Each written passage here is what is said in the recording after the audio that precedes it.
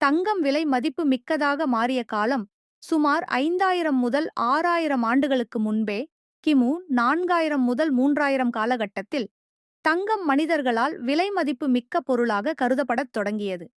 வரலாற்றுச் சான்றுகள் 1. மெசபோத்தேமியா மற்றும் எகிப்து முன்புறம் 3000.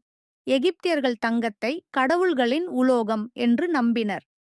அரசர்கள் பாரோவ்களின் கல்லறைகளில் தங்க ஆபரணங்கள் அதிகாரம், செல்வம், தெய்வீகம் அனைத்துக்கும் தங்கம்.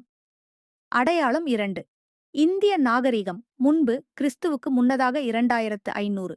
ஹரப்பா, மொஹஞ்சதாரோ அகழ்வாராய்ச்சிகளில் தங்க ஆபரணங்கள் கிடைத்துள்ளன.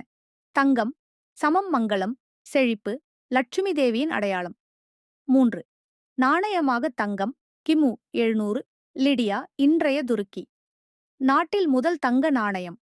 அன்றிலிருந்து தங்கம் சமம் பணம் பிளஸ் மதிப்பு. ஏன் தங்கம் இவ்வளவு மதிப்படைந்தது? எளிதில் அழியாது, துருப்பிடிக்காது, அரிதானது, அழகான மஞ்சள் நிறம், தலைமுறைகள் கடந்தும் மதிப்பு குறையாது. அதனால்தான் மக்கள் நம்பிக்கை வைத்தனர். சுருக்கமாகச் சொன்னால், மனிதன் பணம் கண்டுபிடிக்கும் முன்பே நம்பிக்கையை தங்கத்தில் வைத்துவிட்டான். அதனால்தான் ஆயிரக்கணக்கான ஆண்டுகளாக தங்கம் விலைமதிப்பற்றதே